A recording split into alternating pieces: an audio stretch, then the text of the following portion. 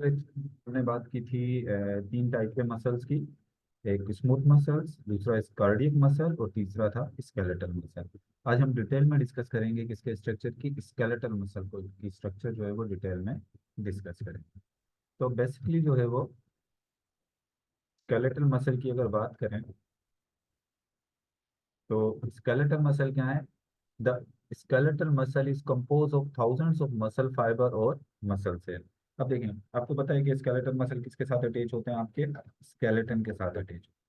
अब मिसाल के तौर पे मैं अगर यहाँ पर बना देता हूँ एक ये बोन, ये आपकी क्या है? ये बोन है, ये बोन है। अब इस बोन के साथ अटैच है ये आपका मसल। ये बोन के साथ क्या अटैच है? ये आपका मसल अटैच है। अब बोन के साथ जो मसल अटैच होता है इस मसल्स को हम क्या कहते हैं? Skeletal muscle. और आपको ये भी पता है कि बोन को मसल के साथ जो कनेक्टिव टिश्यू अटैच करता है, ये जो कनेक्टिव टिश्यू है जो कि बोन को मसल्स को बोन के साथ अटैच कर रहा है, इस कनेक्टिव टिश्यू को हम क्या कहेंगे? इसको हम कहेंगे टेंडन। इसको हम क्या कहेंगे? टेंडन कहेंगे। अब ये जो आपको मसल नजर आ रहा है हमारा, एक जो बड़ा गोश्त का आपने टुकड़ा ले लिया है जो मसल है, अब इस मसल के अंदर होते हैं इस तरह से ये मसल्स फाइबर का ग्रुप होता है। एक ये ग्रुप हो गया मसल फाइबर का मिसाल के तौर पे, एक ये दूसरा ग्रुप हो गया मसल फाइबर का, और ये तीसरा ग्रुप हो गया किसका? Muscle fibre. तो मतलब कहने का ये है कि अब मसल इज कंपोज ऑफ, यानी मसल किसका कंपोज होता है? थाउजेंड ऑफ मसल फाइबर या मसल सेल। यानी एक मसल किसका बना हुआ होता है? मसल किसका बना है? इसके अंदर मसल का जो बेसिक यूनिट है, यानी मसल्स के जो सेल हैं, मैं यहाँ से इसका एक बेसिक यूनिट निकाल लूँ, ऐसे ये इलोंगेटेड होता है, लंबा सा होता है, तो इस वजह से इसको हम क्या कह रहे हैं? फाइबर कह रहे हैं। और मसल फाइबर बेसिकली क्या है? मसल फाइबर ही मसल का क्या है? सेल। ये मसल फाइबर मसल का क्या है? सेल है। तो यही कह रही है आपकी बुक है, muscle is compose of thousands of muscle fibre, या इसको आप क्या कह सकते हो? मसल सेल भी कह सकते हैं। अब muscle fiber group in a bundle card fascicles. अब ये जो मसल फाइबर होता है, अब मिसाल के तौर पर मैंने आपको बताया मैंने कि मसल को पूरा एक बड़ा सा ये मसल ले लिया, सही है, ये गोश्त का एक टुकड़ा ले लिया। अब इसको ऐसे क्रॉस सेक्शन में इसको ऐसे काट लेते हैं, ऐसे बीच में से इसको आपने क्रॉस सेक्शन ऐसे कट कर दिया, इसको फिर बनाते हैं। ये एक मसल है, इसको मैंने ऐसे क्रॉस सेक्शन में यूं क्या कर दिया? ऐसे कट कर दिया है। ठीक है? अब इस मसल के अंदर क्या होते हैं? मसल के जो फाइबर्स होते हैं, यानी मसल फाइबर यानी मसल के सेल जो हैं, वो ग्रुप की शक्ल में होते हैं इस मसल के अंदर। मिसाल के तौर पे आप देखो, मैं एक ग्रुप बनाता हूँ, एक ये हो गया मसल का सेल, ये एक सेल हो गया ऐसे, ये दूसरा सेल हो गया, ये तीसरा सेल हो गया ऐसे। तो अब ये मसल के जो सेल्स हैं या मसल फाइबर जो है वो किस शक्ल में है? ग्रुप की शक्ल में है। एक ग्रुप ये हो गया, चलो दूसरा ग्रुप भी बना देते हैं, ये दूसरा ग्रुप ये हो गया, ये दूसरा ग्रुप हो गया। इतने दूर दूर होते नहीं है, लेकिन मैं आपको समझाने के लिए बना रहा हूँ ऐसे। ये दूसरा ग्रुप हो गया है। अब आप देखें क्या कह रहा है कि मसल्स के जो सेल्स होते हैं मसल फाइबर ग्रुप में अरेंज होते हैं, और इस ग्रुप को क्या कहते हैं? इस ग्रुप को कहते हैं फेसिकल्स। इसको क्या कहते हैं? फेसिकल। तो ये मैंने क्या बनाया? ये मैंने बनाया है एक फेसिकल, और ये क्या है? ये एक दूसरा फेसिकल होगी। यहाँ तक बात समझ में आई? ये पूरा का पूरा एक मसल है, और इस मसल के अंदर बहुत सारे क्या होते हैं? ऐसे मसल फाइबर्स होते हैं जिनको क्या कहते हैं? ऐसे फेसिकल्स कहते हैं। अब कहता है कि overall muscle organ is surrounded by a membrane called epimysium. यानी ये जो पूरा मसल है, इस पूरे मसल्स के ऊपर एक मेम्ब्रेन चढ़ी होगी। चलो इस मेम्ब्रेन से इसको कवर कर देते हैं। इस मसल फाइबर के ऊपर एक मेम्ब्रेन चढ़ी हुई है, ऐसे कनेक्टिव टिश्यू की एक मेम्ब्रेन चढ़ी हुई है पूरी से।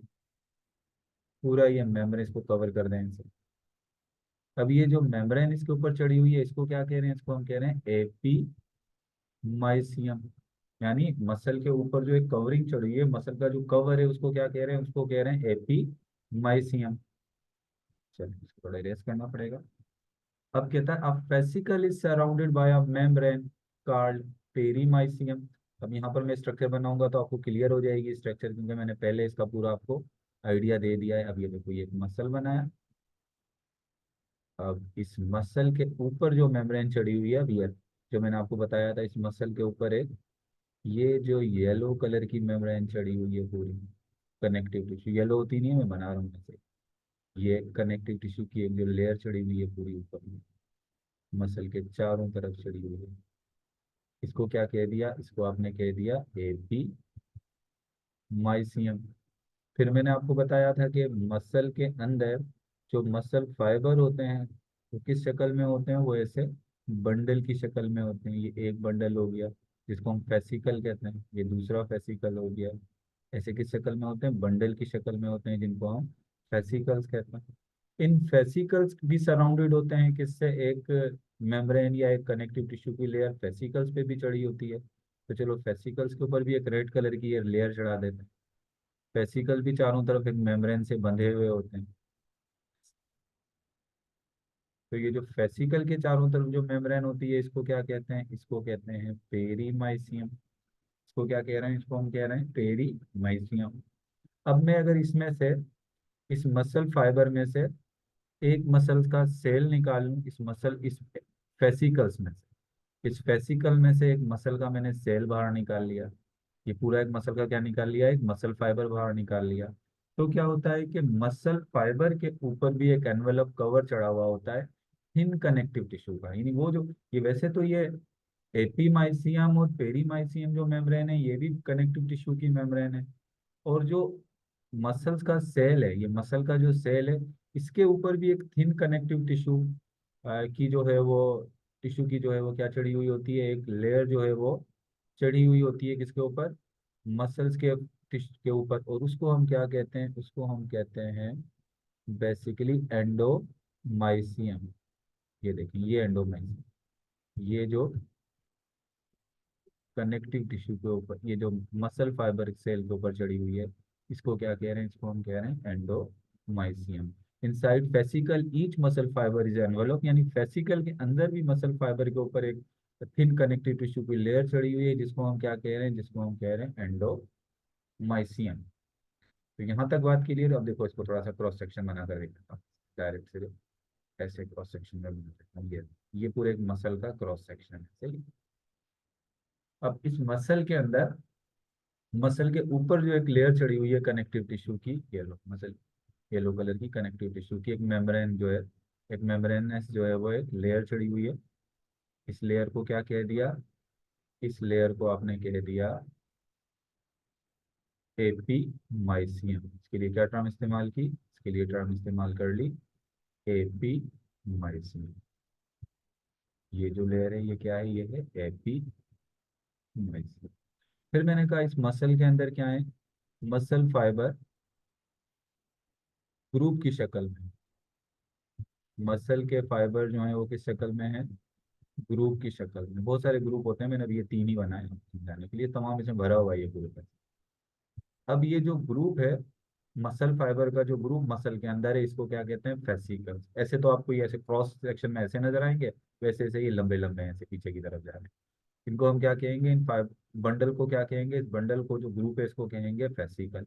अब फेसिकल को भी चारों तरफ एक मेम्ब्रेन ने कवर किया होता है। चलो कर देते हैं इस फेसिकल को भी एक मेम्ब्रेन से कवर। ये फेसिकल भी मेम्ब्रेन से कवर हो गई। अब इस मेम्ब्रेन को क्या कहोगे? इसको कह दो पेरीमाइसियम। इसको क्या कह दो? पेरीमाइसियम। फिर ये मसल्स के जो सेल हैं, मसल्स के जो फाइबर्स हैं, मसल फाइबर कह रहे हैं या जो मसल के सेल कह रहे हैं, इनके चारों तरफ भी एक कनेक्टिव टिश्यू की मेम्ब्रेन, थिन मेम्ब्रेन चढ़ी हुई है। हर सेल के ऊपर एक एक मेम्ब्रेन चढ़ी हुई है। सेल मेम्ब्रेन, हर सेल के ऊपर एक सेल मेम्ब्रेन होती है ना, सेल मेम्ब्रेन के ऊपर भी एक कनेक्टिव टिश्यू की मेम्ब्रेन चढ़ी हुई है। और इसको क्या कह रहे हैं? इसको मैं ब्लू कलर से शो कर रहा हूँ। इसको हम कह रहे हैं, इसके लिए हम टर्म इस्तेमाल क्या कर रहे हैं? इसको हम कह रहे हैं एंडोमाइसियम। क्लियर हो गया यहाँ तक? यहाँ तक की स्ट्रक्चर क्लियर हुई? यहाँ तक की बात क्लियर हुई बच्चों? बताओ। यस, क्लियर हो गई यहाँ तक की। आगे चलते हैं। चलो नेक्स्ट स्लाइड पे चलते हैं। Yes, clear।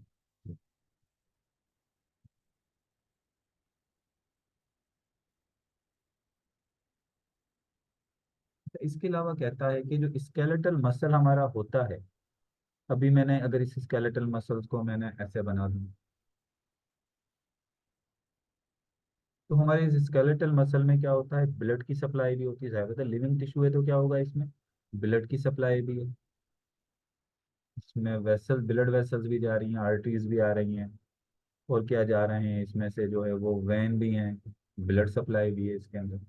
और इन्हीं मसल्स के अंदर हमारे ब्लड वेसल्स भी हैं। इसके अलावा इन मसल्स के अंदर nerves are connected with muscle by neuron, और इन मसल्स फाइबर के अंदर क्या है हमारे पास, ये नर्व्स भी हैं। ये क्या है, ये नर्व्स भी हैं। अब आपको पता है नर्व क्या होती है। नर्व बेसिकली, तो आगे हम जब चैप्टर पढ़ेंगे इसका, न्यूरॉन का नर्वस सिस्टम जब पढ़ेंगे तो उसमें बात कर लेंगे, लेकिन अभी आपको बता देता हूँ मिसाल के तौर पे एक न्यूरॉन है, इसकी सेल बॉडी है न्यूरॉन की, और ये न्यूरॉन के एक्सॉन है, फिर ये न्यूरॉन की सेल बॉडी है, और ये न्यूरॉन के एक्सॉन है। ये बहुत सारे न्यूरॉन के एक्सॉन, ये न्यूरॉन के एक्सॉन जब एक कनेक्टिव टिश्यू से में बंद हो जाते हैं ऐसे, तो इनको मिलाकर हम क्या कहते हैं, इसको हम कहते हैं नर्व। ये एक्सोन ही होते हैं असल में, इन एक्सोन को हम क्या कहते हैं, इनको हम नर्व कहते हैं। और यही एक्सोन जो है मिसाल के तौर पे मोटर न्यूरॉन वाले जो एक्सोन होते हैं, ये हमारे मसल्स को मैसेज लेकर आते हैं कॉन्ट्रैक्ट होने के लिए, मूवमेंट करने के लिए। और ये अटैच किसके साथ है, एक्सोन बेसिकली न्यूरॉन के साथ क्या है, अटैच। इनका कनेक्शन बेसिकली किसके साथ है, मोटर न्यूरॉन के साथ। इसके भी डिटेल में नहीं जा रहा हूँ, उसको हम उस वक्त पढ़ लेंगे जब हम नर्वस सिस्टम पढ़ेंगे, लेकिन अभी simple, the nerves are connected with muscle by neuron. यानी नर्व जो होती हैं वो कनेक्टेड होती हैं मसल्स के साथ, लेकिन यही नर्व जो है वो न्यूरॉन के साथ भी क्या है, इनका कनेक्शन बन रहा है। The initiate the mechanism of movement, जिसकी वजह से क्या होती है, जिसकी वजह से मूवमेंट होती है। अब मिसाल के तौर पे अगर मैं ऐसे एक बना दूं स्ट्रक्चर, ये देखो, ये मेरा मसल है, स्केलेटल मसल है। अब इसने मूव करना है, यानी इसने कॉन्ट्रैक्ट होना है, तो इसको कॉन्ट्रैक्ट होने के लिए क्या होगा, स्पाइनल कोर्ड से एक न्यूरॉन आ रहा है, न्यूरॉन जो है वो आगे चलकर ये नर्व बना रहा है, और ये नर्व किस में आ रहा है, ये नर्व आ रहे हैं किसमें, मेरे मसल्स में। और यहाँ से इसको मैसेज मिलेगा किससे, इन मैसेज मिलेगा कॉन्ट्रैक्ट होने, मसल का। इसको हम बाद में देखेंगे जब हम मसल कंट्रैक्शन देखेंगे। ये हो गया मसल्स। सिंपली अगर इस पूरे पैराग्राफ में आप इतनी सी बात याद रख लें कि हमारे स्केलेटल मसल्स में ब्लड की सप्लाई भी होती है और नर्व्स की सप्लाई भी, यानी न्यूरॉन की भी सप्लाई होती है। The ultrastructure of skeletal muscle. अब ultrastructure of skeletal muscle का मतलब क्या है, अब देखो, अगर मैं बताऊं कि एक जो मसल होता है, इसको इस तरह से बना दूं, एक मसल है, ये आपका एक मसल हो गया। मसल्स के अंदर होते हैं फेसिकल्स, मसल्स के अंदर क्या होते हैं, फेसिकल्स होते हैं, यानी ये एक मसल है, और इस मसल के अंदर मसल्स फाइबर का ऐसे एक ग्रुप होता है पूरा, मसल फाइबर का एक बंडल होता है, जिसको हम क्या कहते हैं, जिसको हम कहते हैं फेसिकल। और इस फेसिकल के अंदर क्या मौजूद होते हैं, इन फेसिकल के अंदर मौजूद होते हैं क्या, मसल के सेल, मसल्स के मसल्स के जो है ये सेल्स मौजूद हैं, जिसको हम क्या कहते हैं, जिसको हम मसल फाइबर भी कहते हैं। मसल सेल को हम क्या कह रहे हैं, मसल फाइबर।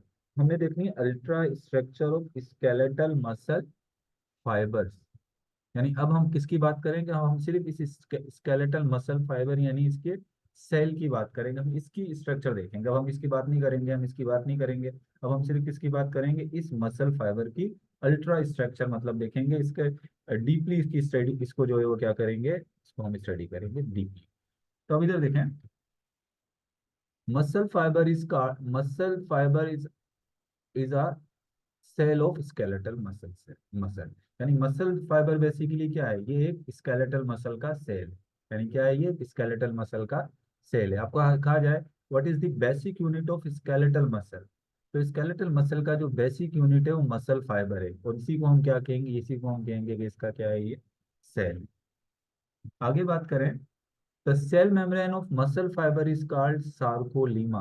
अब मैं यहाँ पर एक मसल फाइबर बना देता हूँ, तो ये देखो, ये एक मसल, मसल फाइबर के ऊपर एक लेयर चढ़ी हुई, एक थिन मेम्ब्रेन चढ़ी होती है, जिसको क्या कहते हैं, एंडोमाइसियम। अभी मैं एंडोमाइसियम की बात नहीं कर रहा, एंडोमाइसियम हमने इसके ऊपर से हटा दी, एंडोमाइसियम हमने क्या कर दी, इसके ऊपर से हटा दी।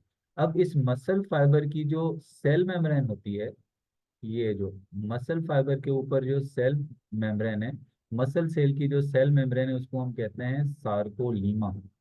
सार्कोलीमा is nothing but it is the cell membrane of muscle cell. Muscle cell की बस सेल मेम्ब्रेन को हम क्या कह रहे हैं, सार्कोलीमा कह रहे हैं।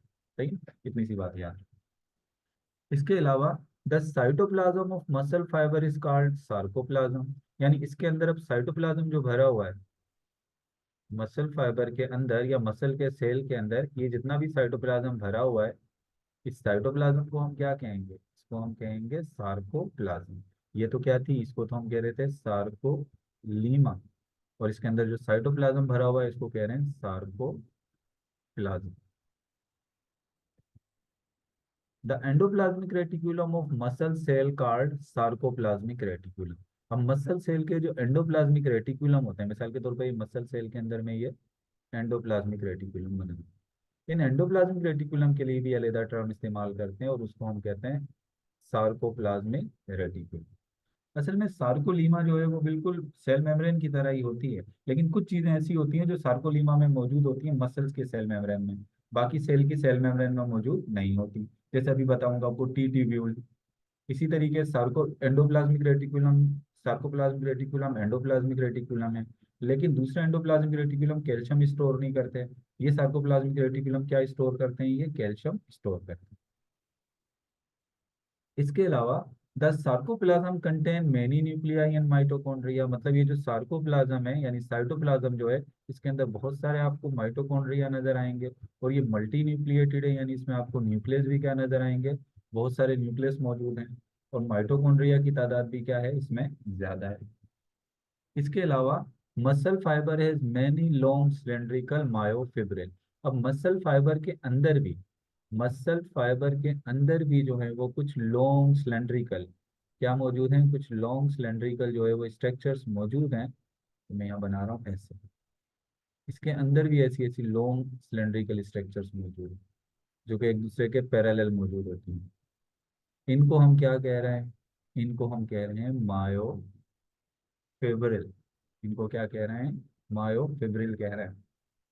तो मसल का, हमारे जो मसल्स के सेल हैं उनके अंदर एक स्पेशल, उनके अंदर एक special long long cylindrical organelles होते हैं, जिनको हम क्या कहते हैं, जिनको हम कहते हैं मायोफिब्रिल। सही ना? मायोफिब्रिल आपको कहाँ मिलेंगे, मसल्स के साइटोप्लाज्म के अंदर मिलेंगे।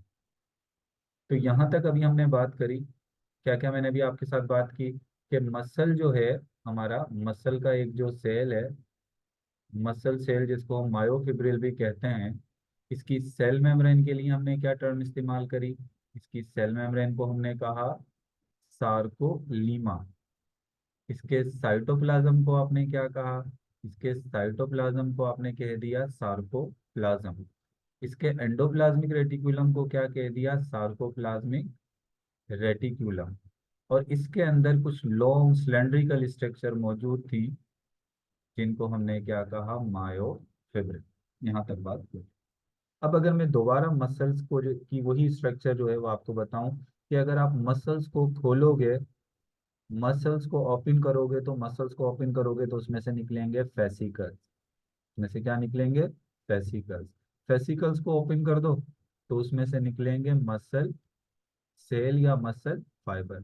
मसल फाइबर को ओपन कर दो, मसल सेल को ओपन कर दो, तो उसमें से निकलेंगे मायोफिब्रिल।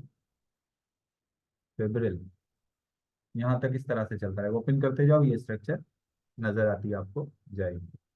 आगे चलते हैं, नेक्स्ट स्लाइड। अच्छा, माइटोकॉन्ड्रिया आर, अब देखें आगे कुछ पॉइंट्स और भी आ गए। Each myofibril is connected with the axon of motor neuron at a place called neuromuscular junction. अब क्या है ये न्यूरो मस्कुलर जंक्शन, इधर देखिए। ये ये एक हमारी मसल की जो है वो सार्कोलीमा है। इसको बना देता हूँ दोबारा, ये सार्कोलीमा है। सार्कोलीमा कहीं कहीं अंदर पेनेट्रेट कर जाती है, सार्कोलीमा कहीं कहीं क्या कर जाती है, ऐसे पेनेट्रेट कर जाती है, और इसको हम कहते हैं टी ट्यूब्यूल, यानी ट्रांसवर्स ट्यूब्यूल है। अब क्या होता है, जिस जगह पर ये टी ट्यूब्यूल बने हुए हैं, इस जगह पर, इस जगह पर जो है वो मोटर न्यूरॉन जो है वो मिसाल के तौर पे मोटर न्यूरॉन जो है मसल्स को मैसेज दे रहा है, मसल के सेल को मोटर न्यूरॉन यहाँ पर क्या दे रहा है, मैसेज दे रहा है। अब ये मोटर न्यूरॉन जो मसल के सेल को मैसेज देता है वो कैसे देता है, केमिकली देता है। कि मोटर न्यूरॉन के एंड से एक केमिकल रिलीज होता है जिसको एसिटाइलकोलिन कहते हैं। और ये जब एसिटाइलकोलिन इसके मसल सेल के न्यूरो सार्कोलीमा से मूव करता हुआ अंदर जाता है, तो ये किसको एक्टिवेट कर देता है, किसको एक्साइटेड कर देता है, मायोफिब्रिल को। यानी किसको एक्साइटेड कर देगा, मायोफिब्रिल को। तो कहता है each myofibril is connected with the axon of motor neuron. तो ये मोटर न्यूरॉन का एक्सॉन है, ये मोटर न्यूरॉन का, एक मिनट में थोड़ा सा इसको फिर बना देता हूँ। अब मिसाल के तौर पे ये है मोटर न्यूरॉन का एक्सॉन, ये एक्सॉन मोटर न्यूरॉन का हो गया। और ये अंदर जो है वो आपके क्या हो गया, बहुत सारे मायोफिब्रिल होते हैं, मैं एक ही बना रहा हूँ। ये क्या हो गया, ये हो गया मायोफिब्रिल। अब कहता है कि ये मायोफिब्रिल कनेक्ट होता है किसके साथ, इस एक्सॉन के साथ, मोटर न्यूरॉन के एक्सॉन के साथ कनेक्ट। लेकिन डायरेक्ट कनेक्ट नहीं है ये। असल में ये कनेक्ट ऐसा होता है कि इस एक्सॉन से केमिकल रिलीज होता है। वो केमिकल जो है वो सार्कोलीमा से होता हुआ फिर किसके पास जाता है, ये जाता है किसके पास, मायोफिब्रिल के पास। तो हम ये कह सकते हैं कि मायोफिब्रिल जो मोटर न्यूरॉन के एक्सॉन के साथ कनेक्ट है वो केमिकली कनेक्ट। और जिस जगह पर कनेक्ट है, जिस जगह से कनेक्ट है, उस जगह को हम कह रहे हैं न्यूरो मस्कुलर जंक्शन। यानी जहाँ पर न्यूरॉन मसल्स का आपस में मिलाप हो रहा है, वो जगह जहाँ पर मोटर न्यूरॉन और मसल्स का आपस में क्या हो रहा है, मसल्स के सेल का आपस में मिलाप हो रहा है, उसको हम क्या कह रहे हैं, उसको हम कह रहे हैं न्यूरो मस्कुलर जंक्शन। इसके बाद कहते हैं mitochondria are abundant at neuromuscular junction. यानी जहाँ पर ये न्यूरो मस्कुलर जंक्शन है, इस जगह पर सार्कोप्लाज्म में माइटोकॉन्ड्रिया क्या होंगे, ज्यादा होंगे। क्योंकि यहाँ पर एटीपी एनर्जी की जरूरत होती है, तो इस वजह से यहाँ पर माइटोकॉन्ड्रिया की तादाद क्या है, ज्यादा है, जिस जगह पर न्यूरो मस्कुलर क्या बन रहा है, जंक्शन बन रहा है। यहाँ तक ये वाली स्लाइड क्लियर हुई है, इसमें से कोई क्वेश्चन हो तो करो ताकि मैं आगे चलूँ। यहाँ पर मैंने आपको सार्कोलीमा के बारे में बता दिया, सार्कोप्लाज्म के बारे में बता दिया, सार्कोप्लाज्म रेटिकुलम बता दिया, मायोफिब्रिल बता दिया, मायोफिब्रिल में न्यूरोमस्कुलर जंक्शन बता दिया, और न्यूरोमस्कुलर जंक्शन में जहाँ साइटोप्लाज्म होता है उसमें माइटोकॉन्ड्रिया ज्यादा होता है। अगर कोई क्वेश्चन है इसमें तो बताएं ताकि मैं आगे चलूँ। एक दो पॉइंट है आपकी बुक के, वो मैंने एक्सप्लेन करने हैं, लेकिन वो मैं आपकी बुक से ही रीड करके एक्सप्लेन करूंगा, तो उसको यहाँ पर लिखने की जरूरत नहीं है। जी जल्दी से बताएं मुझे अगर क्लियर हो गया, मैं ताकि आगे वाली स्लाइड पे चलूँ।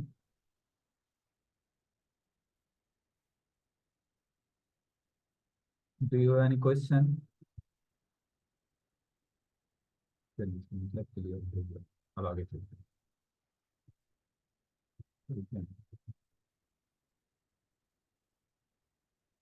क्लियर, चलिए आगे स्लाइड। अब हमने बात करनी है थोड़ी सी मोटर एंड प्लेट की और टी ट्यूब्यूल की, अब बात कर लेते हैं। अभी उसने बताया हुआ है मोटर एंड प्लेट, देखें क्या होती है।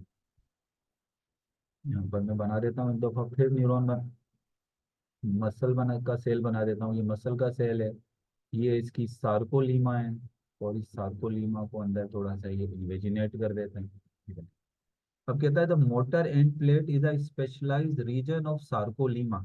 मोटर एंड प्लेट क्या है, ये एक स्पेशल रीजन है किसका, सार्कोलीमा का। At a neuromuscular junction.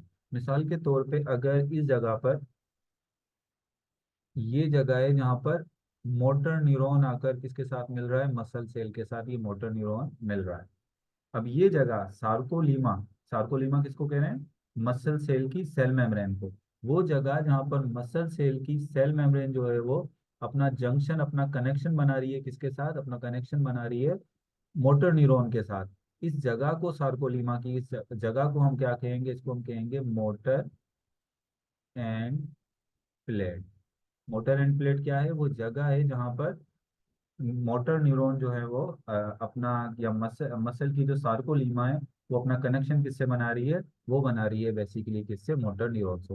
It means motor end plate is nothing but it is a part of, but it is the part of सार्कोलीमा। ये किसका पार्ट है, ये पार्ट ऑफ सार्कोलीमा। ये सार्कोलीमा का पार्ट है, और सार्कोलीमा का वो पार्ट है जो मोटर न्यूरॉन के साथ क्या बना रहा है, अपना एक कनेक्शन बना रहा है।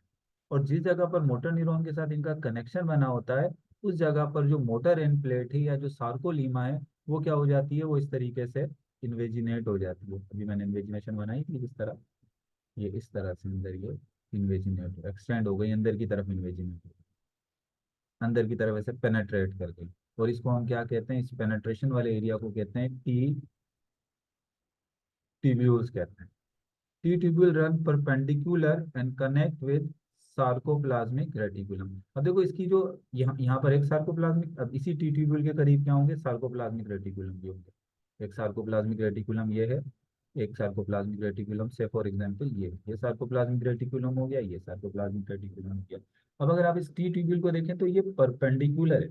टी ट्यूब्यूल किस तरह से है, ये परपेंडिकुलर है। अगर ये ऐसे होती, ऐसे ऐसे ऐसे होती तो हम इसको कहते हैं ये पैरेलल, क्या होती पैरेलल। लेकिन ये इस ट्रांसवर्स ऐसे जा रही है तो ये क्या है, ये परपेंडिकुलर है। मतलब अगर आप सार्कोप्लाज्मिक रेटिकुलम से देखें इसकी अरेंजमेंट तो ये कैसी है, ये परपेंडिकुलर है किससे, सार्कोप्लाज्मिक रेटिकुलम के। अगर सार्कोप्लाज्मिक रेटिकुलम ऐसे होते, मैं सार्कोप्लाज्मिक रेटिकुलम को इसके साथ ऐसे बना देता अगर, जस्ट लाइक दिस, ऐसे, तो ये क्या हो जाते हैं, ये हो जाते हैं पैरेलल। लेकिन सार्कोप्लाज्मिक रेटिकुलम ऐसे हैं तो ये उसके क्या है, परपेंडिकुलर। तो ये हमने बात कर ली किसकी, टी ट्यूब्यूल की बात कर ली। अच्छा, अब हमने जो बात की थी, अभी मैं एक दफा फिर देखो, अब एक दफा फिर मैं उसी तरफ लेके जाता हूँ कि एक मसल है, मसल के अंदर क्या मौजूद है, फेसिकल्स। अच्छी तरीके से बात याद रख लो, फेसिकल के अंदर क्या है, मसल फाइबर है, मसल फाइबर के अंदर मायोफिब्रिल है। अभी मायोफिब्रिल को भी खोलना है। जब मायोफिब्रिल को खोलोगे तो मायोफिब्रिल के अंदर भी जो है वो कुछ प्रोटीन के फिलामेंट होंगे जिसको कहेंगे मायोफिलामेंट। क्या मौजूद होंगे, मायोफिलामेंट। अब डिटेल में बात, अब हमने बात करनी है असल जो चीज़ है इनकी, मायोफिलामेंट, यानी जो मायोफिब्रिल है, मायोफिब्रिल के अंदर भी कुछ प्रोटीन के धागे हैं जिनको हम क्या कहते हैं, मायोफिलामेंट। लेकिन इसको मैं डिटेल में बताऊंगा कौन सी वाली वीडियो में, नेक्स्ट वीडियो में। कल हम इसको डिटेल में डिस्कस करेंगे। आज हम सिर्फ यहीं तक रखेंगे क्योंकि अभी टाइम खत्म हो जाएगा और मैं इसको पूरा कंप्लीट नहीं कर पाऊंगा। मैं चाह रहा हूँ इसको पूरा कंप्लीट कर दूँ आगे, तो वो नेक्स्ट वीडियो में जो है ये कंप्लीट हो जाएगा। चलो आगे चलते हैं। आपकी बुक के अंदर जो पॉइंट लिखा हुआ है इसको मैं थोड़ा सा जो है वो रीड करके आपको बता देता हूँ, जो आपको कंफ्यूज करेगा। तो इससे पहले है कि मैं आपको ये अभी बता दूँ। अब वो कह रही है कि the sarcolemma is extensively motor end plate की बात करती है। फिर कहती है the sarcolemma permit calcium ion to enter और leave the myofibril from the specific proteinic gate within the sarcoplasm a membrane network. अब ये देखो, कहता है कि ये जो आपकी सार्कोलीमा है, ये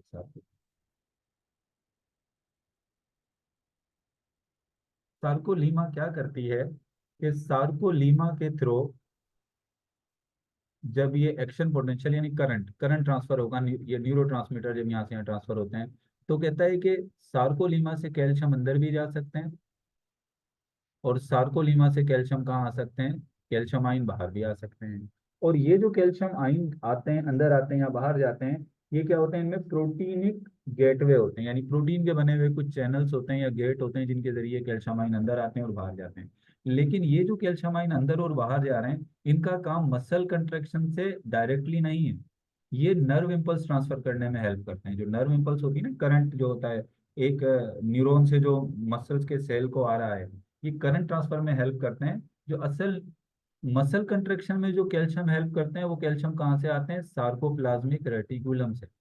यानी मसल्स की कंट्रैक्शन में जो कैल्शियम हेल्प करेंगे वो कहाँ से आएंगे, सार्कोप्लाज्मिक रेटिकुलम से। ये वाले जो कैल्शियम की बात आपकी बुक में कर दी है ना, ये कैल्शियम जो है बेसिकली वो जो मेम्ब्रेन पोटेंशियल जिसको कहते हैं, इलेक्ट्रिकल पोटेंशियल जो ट्रांसफर होता है एक सेल से दूसरे सेल के अंदर, आपको जब हम नर्वस सिस्टम पढ़ेंगे तो हम सिनेप्स पढ़ेंगे उसमें किस तरीके से ट्रांसफर हो रहा है। तो यहाँ पर ये जैसे सोडियम का आपने पढ़ा होगा, इसी तरह यहाँ पर कुछ जो है वो कनेक्शन किसका है, कैल्शियम का है, जो जब न्यूरॉन के बारे में आपको पढ़ाऊंगा तब मैं आपको समझाऊंगा।